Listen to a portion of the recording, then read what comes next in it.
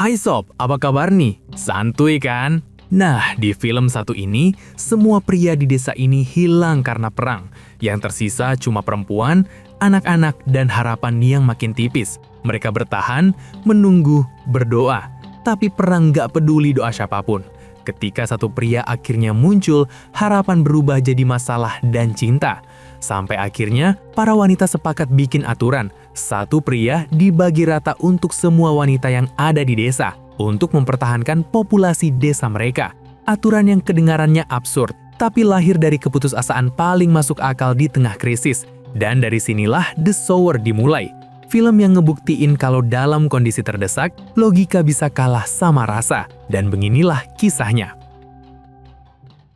Film dimulai di sebuah desa terpencil di pegunungan Prancis pada tahun 1851. Kekacauan mulai merambat ke desa-desa kecil ketika para pria yang mayoritas berpihak pada Republik diburu dan ditangkap oleh prajurit Louis Napoleon yang otoriter. Penangkapan ini merupakan dampak langsung dari kudeta yang dilakukan Louis Napoleon, seorang presiden yang masa jabatannya telah berakhir, namun dengan ambisi kekuasaan, ia secara sepihak merebut kendali negara. Republik Prancis yang memiliki batasan jabatan pun runtuh, berganti menjadi Kekaisaran Prancis yang kejam dan menindas. Sejak hari itu, setiap laki-laki dewasa yang dicurigai menentang rezim diseret secara paksa. Para wanita dan anak-anak hanya mampu berlutut, memohon dengan air mata agar mereka dibebaskan. Namun, para prajurit tetap membisu. Wajah mereka dingin tanpa belas kasihan. Tak lama kemudian terdengar teriakan seorang pria yang berani mengejek Louis Napoleon dan menyerukan demokrasi. Namun keberanian itu langsung dibungkam oleh suara tembakan. Para prajurit menembaknya tanpa ragu, lalu pergi begitu saja, meninggalkan jasadnya tergeletak di tanah. Para wanita perlahan mendekat, menyadari bahwa mayat itu adalah suami salah satu dari mereka, seorang wanita bernama Rose. Ia memeluk tubuh tak bernyawa itu, menangis terseduh-seduh, sementara desa itu tenggelam dalam duka dan ketakutan yang semakin mencekam. Malam setelah peristiwa berdarah itu, desa tenggelam dalam keheningan yang menyesakkan. Para wanita dan anak-anak berkumpul di satu tempat, wajah diterangi cahaya redup, mata dipenuhi ketakutan dan kelelahan. Dalam sunyi yang berat, mereka sepakat, jika ingin tetap hidup, mereka harus bertahan bersama. Tak ada pilihan lagi. Pembicaraan pun mengarah pada nasib para pria. Satu kesimpulan mengerikan perlahan muncul. Kemungkinan besar mereka tak akan pernah kembali. Para pria itu akan dihukum seumur hidup, dilabeli sebagai pemberontak, lalu dilupakan. Di tengah ketegangan itu, seorang gadis muda bernama Violet mendekati para wanita yang mengawasi pembagian makanan. Dengan suara lirih, ia menanyakan keberadaan Rose. Jawabannya dingin dan singkat. Rose mengurung diri di kamarnya sepanjang hari. Violet segera mengambil jatah makanan dan membawanya ke sana. Saat pintu terbuka, Rose tampak hancur. Ia hanya duduk terdiam, tenggelam dalam duka setelah kehilangan suaminya. Tak ada air mata yang tersisa, hanya kehampaan. Melihat kondisi itu, Violet mendekat, memeluknya erat, mencoba menghangatkan jiwa yang telah runtuh, berusaha menarik Rose keluar dari kegelapan yang menelannya. Nah, keesokan harinya, kegelisahan mendorong Violet menemui tetua desa. Ia menceritakan penglihatan-penglihatan aneh yang terus menghantuinya. Akhir-akhir ini ia sering berhalusinasi tentang sosok predator liar, mengintai dan terasa begitu nyata, sebuah pertanda yang tak ia pahami. Sang tetua lalu bertanya dengan nada menusuk, apakah Violet pernah mengkhianati calon suaminya? Violet menjawab jujur, tidak. Namun ia mengakui, sejak para pria direnggut dari desa itu, termasuk calon suaminya, harapan hidupnya ikut mati. Ia merasa kosong, dingin, seolah tak lagi memiliki rasa. Mendengar pengakuan itu, sang tetua terdiam. Ia tak mampu menafsirkan maknanya, lalu menyuruh Violet mencari jawabannya sendiri. Menjelang sore, para wanita turun ke padang rumput, merapikan tanah dan rerumputan, mengambil alih pekerjaan berat yang dulu dilakukan para pria. Di tangan mereka kini tergenggam senapan, bukan sebagai simbol kekuatan, melainkan kewaspadaan yang dipaksakan oleh keadaan. Ketika suara tembakan tiba-tiba memecah darah, ketenangan yang rapuh langsung runtuh, berubah menjadi ketegangan yang mencekam. Namun sesaat kemudian, para wanita menyadari bahwa suara itu tak mengancam. Mereka kembali bekerja seolah berusaha menenangkan diri, meski rasa takut masih menghantui. Berbeda dengan yang lain, Rose tak mampu menahan trauma yang kembali menghantui. Suara tembakan itu membuatnya panik. Tak lama setelah mereka tiba di padang rumput, ibu Rose mendatangi Violet dan teman-temannya yang tengah memerah domba. Dengan wajah cemas, ia mengatakan bahwa Rose tiba-tiba hilang. Hari itu seharusnya menjadi hari ulang tahun pernikahannya. Violet pun segera berlari mencarinya, menyusuri padang rumput dengan napas terengah-engah dan hati yang dipenuhi kecemasan. Hingga akhirnya Violet menemukan Rose. Di tengah padang rumput yang sunyi, Rose terlihat membakar gaun pengantinnya. Api kecil melahap kain putih itu sementara ia menangis terseduh-seduh, hancur oleh kenangan dan kehilangan. Violet pun mendekatinya, duduk di sisinya, memilih tetap tinggal dan menemaninya dalam duka yang tak terucap. Keesokan harinya, saat para wanita mencuci pakaian, Ibu Rose memberitahu bahwa putrinya telah tertidur dan kondisinya sedikit membaik. Namun seorang wanita tua bernama Marian dengan nada dingin meyakinkan bahwa Rose akan melupakan kesedihannya dalam 3 hari dan mereka tak perlu mencemaskan apapun. Mendengar hal itu, Violet langsung membantah. Ia menegaskan bahwa tak satu pun dari mereka akan pernah benar-benar tenang sebelum mengetahui bagaimana nasib para pria di luar sana. Sunyi pun kembali menyelimuti mereka penuh ketidakpastian. Seorang wanita lain dengan nada pasrah mengatakan bahwa para pria itu pasti telah diadili dan tak ada alasan untuk berharap mereka akan kembali. Namun Violet menolak menerima kenyataan itu begitu saja. Di tengah keputusasaan yang menyelimuti desa, Violet bersikeras untuk mencari kebenaran. Ia mengajak para wanita turun dari pegunungan, meninggalkan keterasingan mereka demi mendapatkan informasi tentang nasib para pria. Gagasan itu mendapat dukungan dari para wanita yang lebih muda yang masih menyimpan harapan dan keberanian. Namun Marian segera menghentikan mereka. Dengan suara tegas dan dingin, ia memperingatkan bahwa pergi ke kota hanya akan menarik perhatian para prajurit dan membawa bahaya langsung ke desa. Ia menegaskan bahwa ia tak akan membiarkan para wanita ditangkap, ditawan atau dijadikan budak oleh mereka. Kata-kata Marian memicu amarah beberapa wanita, namun tak ada yang berani melawan keputusan para tetua. Didorong oleh rasa kepenasaran yang tak terbendung, Violet akhirnya nekat pergi sendiri. Ia meninggalkan desa secara diam-diam, menembus hutan yang sunyi dan penuh bayangan. Namun di tengah perjalanannya, langkahnya terhenti ketika ia melihat sekelompok prajurit berjaga di sebuah jembatan. Melihat hal itu, Violet terpaksa berbalik arah. Dengan napas tersengal dan jantung berdegup kencang, ia berlari kembali ke desa dan segera menyampaikan apa yang ia lihat kepada para wanita, membawa kabar yang semakin menegaskan betapa dekatnya bahaya dengan kehidupan mereka.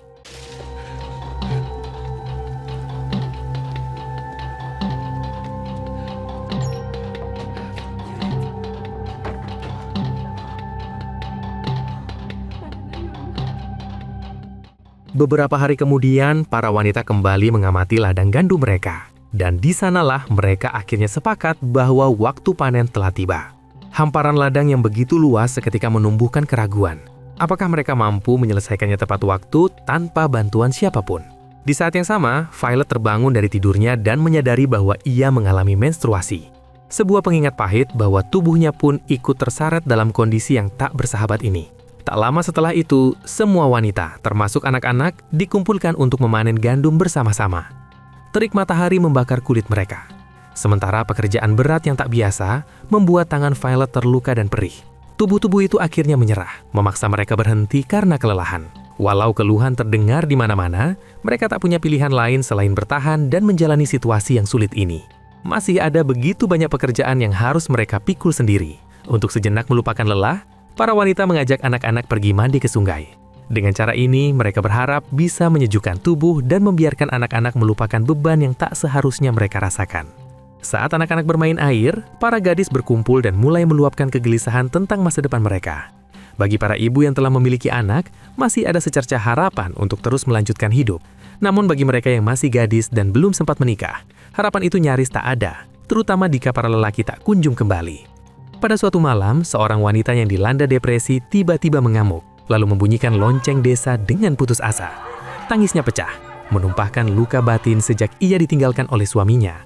Suara lonceng itu membangunkan semua wanita, memaksa mereka keluar dan berkumpul menuju sumber suara. Mereka segera menghentikannya, memeluknya, dan berusaha menenangkannya sebelum keputusasaan itu menelan semuanya. Nah, esok harinya, para gadis berkumpul di sawah dengan wajah pucat dan mata yang nyaris tak terpejam. Mereka mengaku tak bisa tidur, dihantui ketakutan bahwa mereka benar-benar sendirian di desa terisolasi ini. Salah satu wanita mendesak Violet untuk memimpin para gadis muda meninggalkan desa dan membangun hidup baru. Namun Violet menolak, begitu pula Rose yang tak sanggup meninggalkan mendiang suaminya. Mereka lalu membayarkan kemungkinan paling menakutkan. Bagaimana jika seluruh pria di planet ini telah mati dan punah?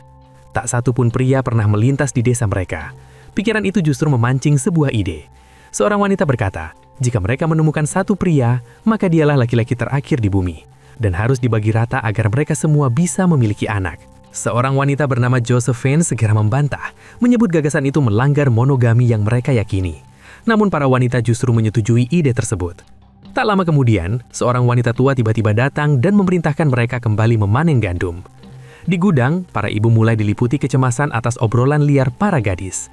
Jika para pria tak kunjung kembali, keinginan untuk kabur dari desa itu bisa saja menjadi nyata. Adegan kemudian memperlihatkan Violet terlelap di rancangnya. Dalam tidur yang gelisah karena sedang mimpi basah, tangannya meraba area sensitif menjadi isyarat sunyi akan kerinduan mendalam pada sosok pasangan yang tak pernah hadir. Saat bekerja bersama adik laki-lakinya, Violet mengenang ayah mereka, seorang pria terpelajar yang kerap berdiskusi dengan Partai Republik Demokratis. Ayahnya lah yang mengajarinya membaca dan menulis sejak kecil, menjadikan Violet satu-satunya wanita di desa ini yang bisa membaca dan menulis. Kemudian Violet dan Rose duduk berdampingan sambil merajut Vine. Rose kembali mencurahkan isi hatinya, berharap suatu hari ada pria lain yang datang, agar ia bisa melupakan mendiang suaminya dan melepaskan diri dari kesedihan yang menceratnya. Rose ingin kembali merasakan malam pertama bersama mendiang suaminya, yang baginya begitu indah dan tak tergantikan. Violet yang penasaran bertanya, bagaimana rasanya? Namun Rose hanya menjawab bahwa perasaan itu tak bisa dijelaskan dengan kata-kata. C'est étrange. Ça ressemble à rien d'autre. Musim semi akhirnya datang, dan Violet mulai mengajari anak-anak membaca huruf alfabet. Suasananya cerah dan penuh tawa. Anak-anak terlihat gembira dan super semangat, meski ada yang masih bangga bisa ngafalin huruf A sampai C doang. Sementara itu, para wanita melanjutkan aktivitas mereka memanen apel di kebun. Semua bekerja dengan tenang, rapi, dan kelihatan profesional, walau sebenarnya cuma mengandalkan pengalaman turun-temurun. Tiba-tiba, ketenangan itu buyar. Seorang pria tak dikenal mendadak menyapa lalu mendekat. Seketika, semua wanita berhenti bergerak. Tatapan tertuju padanya. Sunyi, hening, bahkan apel seolah terkut jatuh. Jelas aja, pria ini bukan bagian dari mereka. Karena tak mendapat respons apapun, pria itu akhirnya mendekati Violet dan memperkenalkan dirinya sebagai Jin, seorang pandai besi. Jin adalah pekerja yang suka berpindah-pindah dan kali ini ia cuma butuh penginapan. Violet pun ragu menjawab, bukan karena tak mau, tapi karena puluhan pasang mata menatapnya. Setelah tetua mengangguk pelan, Violet akhirnya berani menjawab. Ia pun menawarkan salah satu rumah kosong sebagai tempat minap Jin, lalu mengajaknya menuju rumah tersebut. Sepanjang perjalanan, Jin heran melihat tatapan aneh para wanita. Tatapan yang bukan marah, bukan juga ramah, tapi bikin jalan kaki jadi terasa lebih panjang. Begitu sampai di desa, Jin pun bertanya pada Violet, di manakah para pria? Violet menjawab santai bahwa ia akan menunjukkannya besok. Di sela perjalanan itu, Jin pun bercerita bahwa ia berasal dari sebuah desa di lembah. Ia bekerja sebagai pekerja harian dan biasanya tinggal di lumbung atau gudang. Jadi wajar saja kalau Jin agak kaget ketika Violet bilang akan membukakan sebuah rumah untuknya. Bagi Jin, ini jelas naik level, dari jerami ke rumah kosong. Lumayanlah pikirnya. Begitu mereka masuk ke rumah barunya, Violet langsung pergi menyiapkan tempat tidurnya. Jin ditinggal sebentar sambil mengamati sekeliling, mungkin masih memastikan ini bukan mimpi. Tak lama, Violet kembali dan memberinya beberapa buah dan air. Perhatian kecil itu cukup membuat Jin merasa sungkan, sampai-sampai ia ingin melakukan sesuatu sebagai balasan. Jin pun bertanya-tanya, apakah mereka punya kuda atau keledai yang perlu diperbaiki sepatu kakinya? Violet pun menjawab, ya punyalah bang, masa nggak pula? Mendengar itu, Jin langsung menyuruh Violet memanggil laki-laki penunggang kuda untuk membawakan hewan tersebut kepadanya. Violet terdiam beberapa detik, lalu ia berkata pelan bahwa tidak ada pria di desa ini. Mereka semua ditangkap setelah kudeta. Mendengar itu, suasana langsung berubah. Jin pun mulai menceritakan kondisi masyarakat di lembah. Ia menjelaskan bahwa Louis Napoleon telah dinobatkan sebagai kaisar beberapa bulan lalu. Artinya, Republik Prancis kini resmi berubah menjadi kekaisaran. Para tahanan yang dituduh sebagai republikan dikabarkan banyak yang meninggal. Kabar itu jelas membuat Violet sedih. Ia pun segera pergi. Namun sebelum meninggalkan Jin, Violet sempat berpesan bahwa penduduk sedang membutuhkan tenaga pria. Jin pun menjawab singkat bahwa ia siap membantu mereka. Violet lalu bergegas menemui para wanita yang ternyata sudah berkumpul dan menunggu dengan wajah penuh tanya. Salah satu wanita pun langsung bertanya-tanya, apakah pria itu mengetahui bagaimana kondisi para tawanan? Di sini, Violet memilih menyembunyikan jawabannya. Bukan karena tak tahu, tapi karena ia tak sanggup melihat wajah para wanita itu berubah jadi sedih. Violet hanya mengatakan bahwa ia tak berani menanyakan hal tersebut, sebab mereka harus memastikan lebih dulu apakah pria asing itu mendukung Louis Napoleon atau tidak. Jawaban yang dilontarkan Violet adalah jawaban paling aman untuk saat ini. Dari kejauhan, Ibu Violet terlihat jelas tak senang melihat anaknya terlalu dekat dengan orang asing. Tatapannya tajam, khas ibu-ibu yang sudah menilai seseorang tanpa perlu bertanya. Tak lama kemudian, ia menyuruh para wanita untuk kembali melanjutkan pekerjaan, seolah tak ada apa-apa yang terjadi. Namun sebelum suasana benar-benar kembali normal, sang tetua memanggil Violet. Ia mengatakan bahwa mulai sekarang, Violet ditugaskan untuk menjaga pria asing tersebut. Tugas baru, tanggung jawab baru, dan tentu saja bahan pikiran baru. Menjelang malam, Marian membantu Violet menyiapkan makan malam untuk Jean. Kemudian Violet pun membawa makanan itu ke tempat Jean. Namun, setibanya di sana, suasananya terasa sangat sunyi. Rasa panik pun muncul. Tak ingin berasumsi lebih jauh, Violet menaiki tangga untuk memeriksa kamar Jean. Dan akhirnya, ia menghela napas lega ketika mendapati Jean tertidur nyenyak dengan tak berencana kabur kemana-mana. Saat malam tiba, Jean sibuk merapikan kamarnya. Kegiatannya sederhana, tapi entah kenapa jadi tontonan. Tanpa ia sadari, beberapa wanita mengintip dari balik jendela rumah mereka masing-masing. Bukan mencurigakan, lebih ke kepo aja. Violet yang juga ikut mengintip mendadak merasa malu karena ternyata ia tidak sendirian. Menyadari semua mata tertuju ke arah yang sama, para wanita pun buru-buru menutup jendela mereka, seolah tak pernah terjadi apa-apa.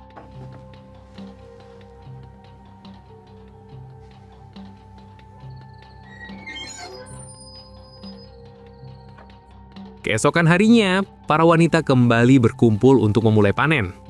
Jean datang dan langsung mengawali dengan menuai gandum. Melihat itu, para wanita dengan raut gugup ikut berjalan di belakangnya. Setelah bekerja, semua berkumpul untuk beristirahat dan makan bersama. Di momen itu, Jean memuji para wanita karena mampu melakukan semuanya sendiri. Menurutnya, itu bukan hal mudah dan jelas membutuhkan keberanian. Pujian itu diterima dengan wajah hangat oleh hampir semua wanita, kecuali Marian. Dengan suara tegas, Marian mengatakan bahwa mereka tidak membutuhkan pujian semacam itu. Mereka sudah terbiasa bekerja keras tanpa apresiasi, bahkan sejak sebelum para lelaki ditawan. Ucapan itu langsung membuat suasana berubah. Sunyi, canggung, bahkan angin seolah ikut menahan nafas. Namun Jean memahami perasaan mereka. Ia tak membantah, tak memaksa suasana mencair, dan memilih kembali melanjutkan memanen gandum. Sementara itu, akibat ucapan ibunya, Violet memilih pergi dan menyendiri di bawah sebuah pohon. Tak lama kemudian, Rose menghampirinya dan bertanya, apa yang sebenarnya terjadi pada ibunya, hingga membuatnya begitu mudah marah hari itu. Violet hanya menyarankan Rose untuk tak perlu terlalu memikirkannya. Menurutnya, ibunya hanya menunggu satu hal, yaitu suaminya kembali. Dan selama harapan itu masih ada, ibunya tak akan pernah mengkhianatinya. Jawaban itu terdengar tenang, meski di baliknya tersimpan rindu yang panjang. Rose lalu mengalihkan pembicaraan ke Jean, sambil menyiratkan bahwa Violet tampak cocok dengannya. Namun Jean langsung menepisnya. Ia mengatakan bahwa Jean hanyalah pria biasa, tak lebih, tak kurang. Setidaknya, itu yang ia ucapkan. Keesokan harinya, saat mengantarkan makanan, Violet mendapati Jean sedang membaca. Pemandangan itu membuatnya semakin tertarik, dan ia pun mulai bertanya lebih jauh. Jean yang sudah memahami kekhawatiran Violet, langsung menjawab dengan lugas. Ia tak peduli dengan peristiwa kudeta. Ia hanyalah seorang pandai besi biasa, tanpa rumah tetap, dan hidupnya selalu berpindah-pindah. Untuk meyakinkan Violet, Jean bahkan menunjukkan surat sertifikat sebagai bukti profesinya. Saat Violet membaca surat itu, Jean justru terkejut. Rupanya, ia tak menyangka ada yang bisa membaca di desa ini. Violet pun menjelaskan dengan santuy bahwa hanya dirinya yang bisa membaca di desa ini. Jean ikut terharu melihat betapa girangnya Violet saat menatap tulisan di atas kertas. Senyum Violet sampai susah ditutupin. Jean lalu memberikan bukunya, dan reaksi Violet langsung seperti anak kecil dapat mainan baru. Di situ Violet mengaku, ini adalah pertama kalinya dia memegang buku seumur hidupnya.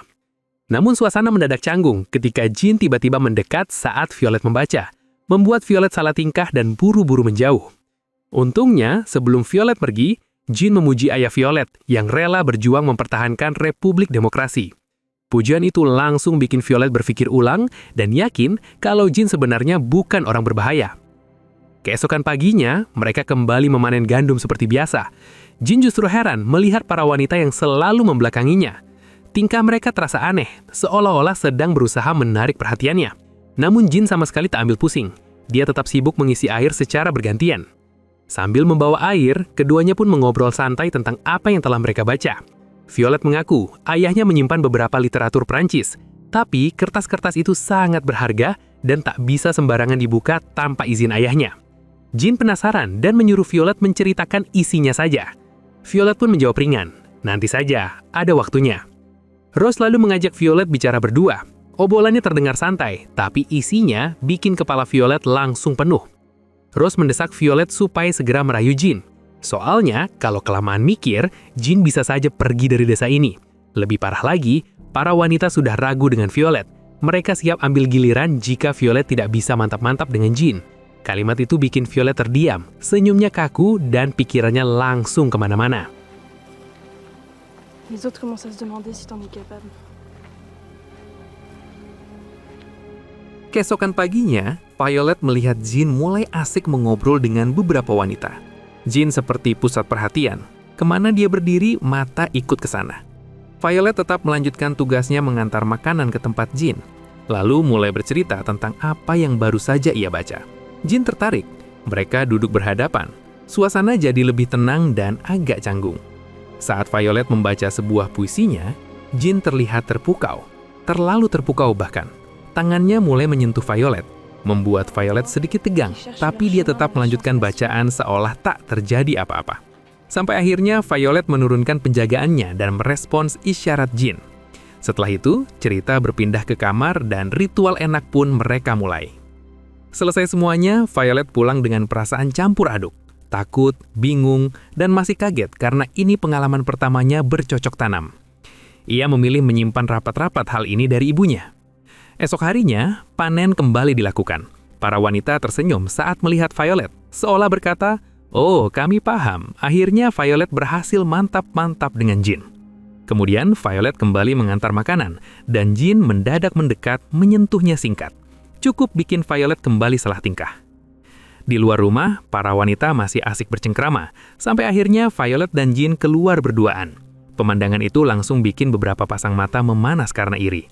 Namun, Rose sigap membela Violet, mengatakan bahwa Violet berhasil merayu Jin, dan berkat usahanya itu, Jin jadi mau tinggal lebih lama di desa ini. Mau tak mau, para wanita hanya bisa menelan rasa iri mereka. Keesokan paginya, saat mencuci pakaian, suasana berubah dingin. Violet mendapat tatapan tajam dari teman-temannya, tatapan yang rasanya lebih tajam dari sabun cuci. Gadis-gadis lain jelas iri melihat kebahagiaan Violet. Salah satu wanita pun menagih janji lama mereka. Jika ada pria, maka harus dibagi rata. Mendengar itu, Violet kesal dan dengan nada sinis mempersilahkan mereka untuk merayu Jin juga. Namun wanita lain langsung membalas, mengatakan mereka akan melakukannya, bahkan tanpa izin Violet. Di mata mereka, Violet bukan siapa-siapa.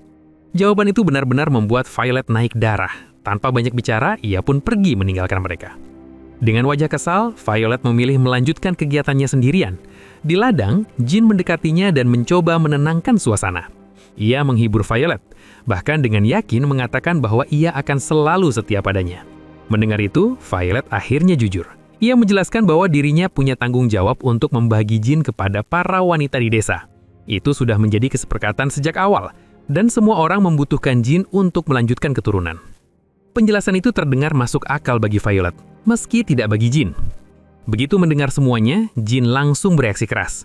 Ia merasa jijik dan menyebut mereka semua sudah gila. Jin tak menyangka Violet dan penduduk desa hanya memandang Jin sebagai alat bertahan hidup. Bagi Jin, cara berpikir itu sama sekali tidak manusiawi dan sangat merendahkan dirinya. Ia pun balik bertanya, bagaimana jika suatu hari para laki-laki itu kembali? Violet mencoba membela penjelasannya sendiri, namun percuma. Jin sudah terlanjur merasa direndahkan, dan tanpa banyak kata, ia pergi begitu saja. Menjelang sore, Violet menanyakan keberadaan Jin kepada ibunya, tapi jawabannya sederhana, tidak tahu. Violet langsung bergegas ke penginapan Jin, dan mendapati tempat itu kosong melompong. Di tangga, Rose dan dua wanita lain menghampirinya, lalu bertanya kenapa Jin belum juga pulang. Violet pun menjelaskan bahwa ia sudah mengatakan yang sebenarnya pada Jin, dan itulah yang membuatnya kabur dari desa. Rose tetap tenang dan yakin Jin pasti akan kembali, lalu meminta Violet untuk tidak panik dulu. Malam harinya, Violet menunggu Jin di tempat tidurnya, hingga akhirnya Violet bangkit berdiri, yakin bahwa Jin jelas bukan sekedar pandai besi biasa. Violet mulai menggeledah lemari Jin. Niat awal cuma cari jawaban, tapi yang ditemukan justru beberapa lembar kertas penting. Setelah membacanya, Violet langsung terkejut. Itu surat amnesti atas nama Jin. Ternyata, Jin adalah buronan sejak kudeta Louis Napoleon yang mendapat ampunan resmi. Di situ, Violet akhirnya sadar, Jin jelas bukan pria sembarangan.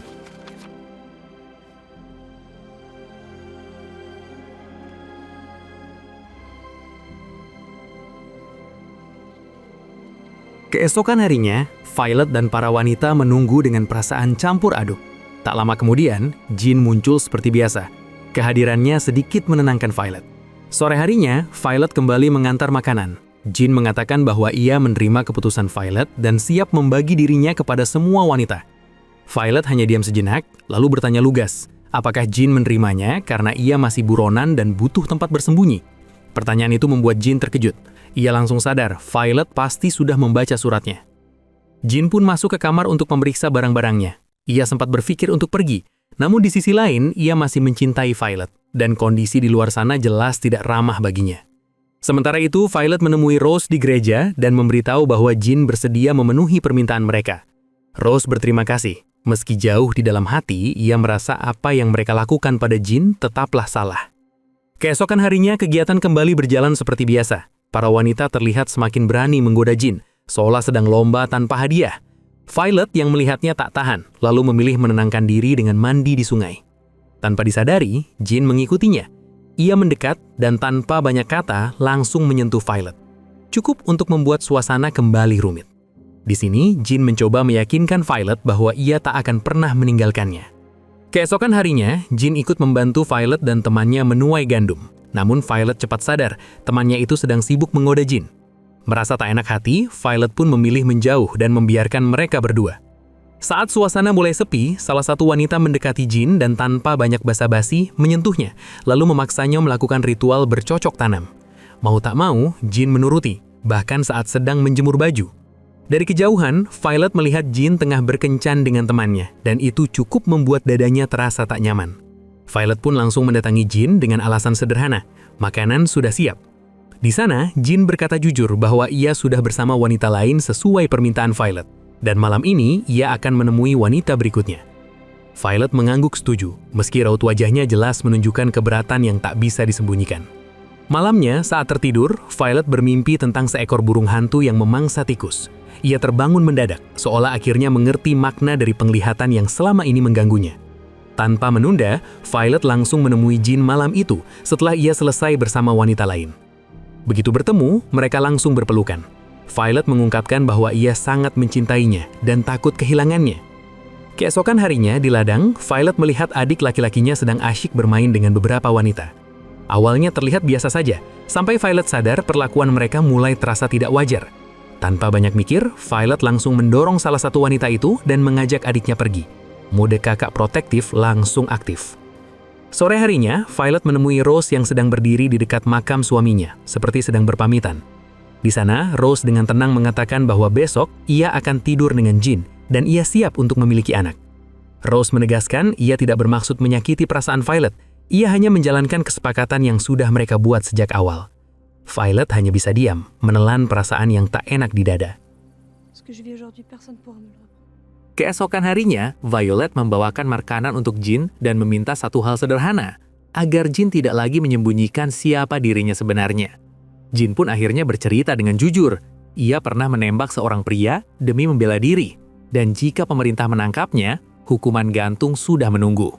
Selama menjadi buronan, Jin terus berjalan menuju perbatasan demi keluar dari Perancis. Hingga di tengah pelariannya, ia menemukan desa ini dan bertemu Violet. Jin mengaku kalau bukan karena Violet, ia sudah pergi sejak lama. Mendengar itu, Violet tersenyum, senyum yang pelan tapi penuh arti. Hari-hari pun berlalu, hingga suatu saat tetua memberi kabar yang mengubah segalanya. Violet sedang hamil. Mendengar itu, Violet begitu gembira dan tak sabar memberitahu Jin. Sejak kehamilan itu, Violet menjadi semakin bersemangat. Hubungannya dengan Jin pun semakin erat, terutama setelah Jin tahu bahwa Violet sedang mengandung anaknya. Walau situasi makin rumit, Jin tetap membagi waktunya dengan rapi. Ia berjalan bersama para wanita, mengobrol bergiliran, seolah punya jadwal tetap yang tak boleh terlambat. Di sela-sela itu, perut beberapa wanita mulai membesar, tanda bahwa mereka juga telah hamil, dan ini menandakan rencana desa berjalan sesuai rencana. Namun suatu hari, suasana mendadak berubah. Dua pria tiba-tiba berdiri di halaman dengan wajah cemas. tawa dan obrolan langsung terhenti. Semua wanita berkumpul, dan salah satu pria itu ternyata keluarga penduduk desa. Namanya Yutin, ditemani seorang pria asing yang menemaninya sepanjang perjalanan. Yutin menjelaskan bahwa sebagian pria telah dideportasi ke Aljazair, sementara sisanya menghilang tanpa kabar. Kemungkinan besar mereka tak selamat akibat kekerasan yang dialami. Yutin dan beberapa lainnya dibebaskan, dan 2 pria lagi sedang dalam perjalanan pulang. Salah satunya adalah ayah Rose. Kabar itu membuat beberapa wanita langsung lega, bahkan nyaris menangis bahagia. Namun bagi yang lain, berita ini justru mematahkan harapan yang tersisa. Marian langsung pingsan setelah tahu suaminya tak terselamatkan. Dan di tengah kerumunan itu, Violet terdiam. Ia menyadari satu hal yang tak bisa diubah. Ayahnya tak akan pernah kembali. Di sisi lain, Jin mulai diliputi kegelisahan setelah melihat ekspresi Yutin, tatapan yang tak ramah penuh kecurigaan. Saat itu juga, pikirannya dipenuhi satu pertanyaan yang terus menghantui. Bertahan atau pergi demi menyelamatkan diri? Setiap detik terasa seperti hitungan mundur. Sementara itu, Rose dan Violet menemui tetua. Dengan suara tertahan, mereka mempertanyakan satu hal yang tak bisa dihindari. Bagaimana menjelaskan bayi-bayi yang mereka kandung kepada para pria yang kembali? Kejujuran hanya akan memicu amarah. Tetua pun mengambil keputusan dingin. Semua yang melibatkan Jin harus disembunyikan. Demi bayi-bayi itu, demi kelangsungan desa. Dan Jin harus pergi secepatnya sebelum semuanya runtuh. Violet langsung menolak. Baginya, pergi bersama Jin adalah satu-satunya pilihan. Ia mencintainya tanpa syarat. Namun di sisi lain, Jin justru terdiam. Ia sadar, selama dirinya masih ada, desa ini tak akan pernah benar-benar aman. Keberadaannya adalah sumber kekacauan. Malam tiba. Violet mulai mengemasi barang-barangnya dengan tangan gemetar. Ia berniat kabur bersama Jin, meninggalkan semua yang mereka kenal. Namun saat ia tiba di penginapan Jin, tempat itu kosong, sunyi, yang tersisa hanya selembar surat. Dalam surat itu, Jin menuliskan bahwa meski ia mencintai Violet, keputusan terbaik adalah pergi. Situasi telah terlalu rumit, terlalu berbahaya. Ia tak ingin terus menjadi pusat ketakutan dan ketidakpastian. Ia memilih menghilang agar Violet dan para wanita desa bisa bertahan dan menemukan kembali kedamaian, meski tanpa dirinya. Surat itu menjadi bukti bahwa Jin memahami perasaan Violet, namun ia tetap pergi demi kebaikan mereka semua. Di sanalah perpisahan terjadi. Jin pergi tanpa suara, tanpa jejak, meninggalkan desa yang perlahan kembali diam. Violet tak sempat mengucap selamat tinggal, hanya selembar surat yang menegaskan bahwa cinta tak selalu memilih untuk bertahan. Seiring berjalannya waktu, perut Violet semakin membesar. Rahasia tersimpan di antara doa dan tatapan. Para pria kembali tanpa pernah tahu kebenaran. Dan desa itu terlihat normal, seperti tak terjadi apa-apa sebelumnya. Di akhir film, bayi Violet dan para wanita lainnya pun lahir dengan selamat. Tangisnya memecah sunyi seperti pengingat bahwa semua ini dibangun di atas kebohongan yang disepakati bersama. Violet tersenyum sambil menggendong bayinya. Senyum yang tenang di luar namun menyimpan kehilangan yang tak pernah selesai. Karena kedamaian mereka hanya akan bertahan selama nama Jin tak pernah disebut. Dan masa lalu dibiarkan terkubur selamanya. Dan film pun berakhir dengan begitu santuy. Pada akhirnya yang tumbuh dari tanah desa itu bukan hanya benih kehidupan, tapi juga luka, kecemburuan, dan penyesalan yang tak bisa dihapus. Keputusan yang mereka buat memang menyelamatkan masa depan, namun menghancurkan hati sebagian orang. Karena di tempat yang lahir dari keputusasaan, cinta tak pernah datang dengan adil. The Sower menutup ceritanya dengan satu pesan pahit. Kadang, untuk bertahan hidup, manusia harus mengorbankan hal paling berharga, yaitu perasaannya sendiri. Terima kasih telah menonton dan tetap santuy. Sampai jumpa pada video selanjutnya. Ahai! We gon' make it all to the top. We ain't gonna plan tonight. We gonna take action on our dreams and fight. Alright, time to stand up, take control tonight.